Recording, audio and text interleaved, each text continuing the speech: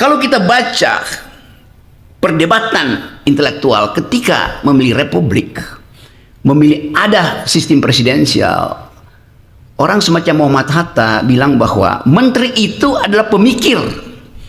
Menteri itu bukan pegawai presiden. Menteri itu punya ide. Karena itu menteri harus di bail out dengan semua ide itu. Jadi sebetulnya dari awal menteri itu otonom untuk menghasilkan pikiran.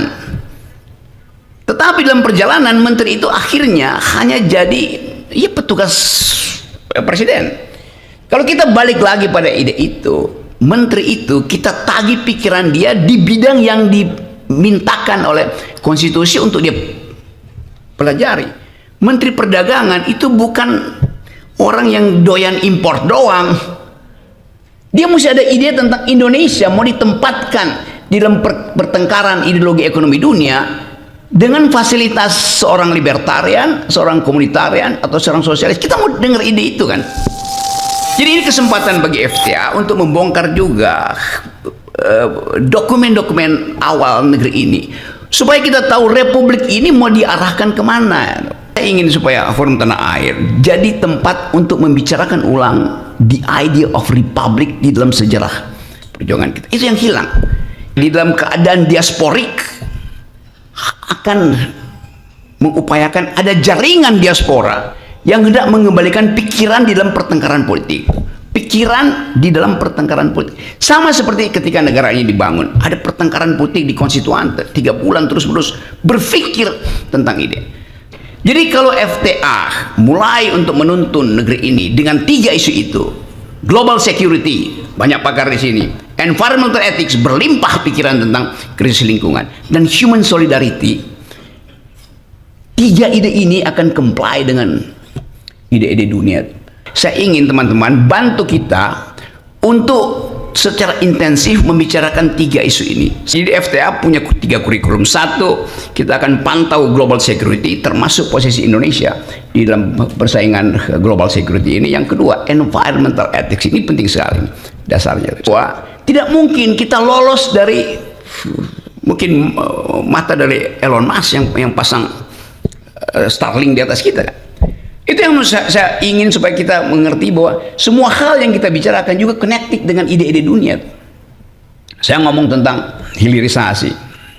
Anak muda Eropa angkat tangan. Memang ada hilirisasi. Energi di hilir itu bagus. Tapi problemnya bukan apa yang ada di hilir, tapi yang ada di hulu. Apa yang ada di hulu? Kotor secara politik, bersih secara hilir, kotor secara politik. Dan itu juga yang diiyakan oleh Hasyim Johari Kusumo kemarin. Bahwa 10 orang Indonesia itu menguasai industri hulu itu tanpa ada persaingan di dalam lelang yang masuk akal. Jadi ada monopoli di hulu itu bagi orang Eropa, itu anak-anak muda Eropa terutama, itu hanya kotor secara politik karena cuma ada 4-5 pemain nikel tuh. Jadi kita mesti lihat cara berpikir baru itu, bahwa orang nggak persoalkan energinya bersih, tetapi diperoleh dengan cara bersih apa tidak. Jadi FTA karena ini adalah diaspora, ada di mana-mana di 5 benua. Juga kita akan kumpulkan narasi-narasi kecil supaya kita mengerti bahwa suatu waktu anak muda Eropa ini dia akan ban kita karena menganggap kalian do not speak environmental ethics. Produk-produk kita akan di ban di sana. Tentu mereka pasti akan minta partai buruh atau partai hijau di situ untuk jangan bantu Indonesia tuh. Kampanye anak-anak muda ini melampaui kemampuan partai politik seluruh dunia. Di kita juga mulai begitu. Kampanye sosial media anak-anak ini itu yang mesti kita perhatikan. Mampu untuk merubah konstelasi politik tuh. Viral semua tuh. Jadi suara anak muda ini juga akan jadi perhatian FTA, bahwa mereka lah yang memang berhak untuk menghasilkan masa depan. Dan bagi kita yang ada di sini sekarang, kita ingin ingatkan bahwa yang kita sebut sebagai kabinet hari ini sebetulnya itu hanya semacam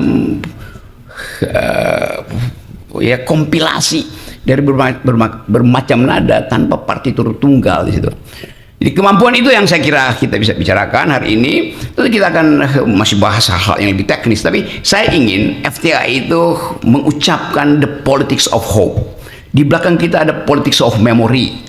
Dan supaya kita tidak terjebak pada seolah-olah kita paham semua hal, padahal sebetulnya hanya karena kita tidak ada di dalam kesempatan untuk ada dalam kekuasaan, bukan tidak berarti kita tidak boleh memantau kekuasaan itu. Kita nggak mungkin kontrol yang ada di dalam, tetapi kita bisa katakan bahwa kita di dalam perjalanan menuju 2029 kita tahu apa yang sedang terjadi. Di dalam keadaan di mana kabinet dikontrol oleh sang kusir atau sang kasir di baliknya, kita manfaatkan kelegaan kita untuk membaca keadaan.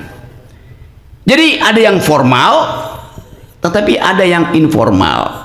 Jadi saya ingin FTI ini jadi paralel polis, sesuatu yang membayang-bayangi potensi frustrasi dari sistem yang formal tadi. Saya tetap menduga bahwa akan ada keretakan di dalam kabinet. Saya tetap menduga bahwa dengan cara apapun, ide untuk menghasilkan gambaran besar yang dibayangkan oleh Pak Prabowo tidak bisa diserap oleh otak-otak kecil yang ada di dalam kabinet. Itu intinya tuh.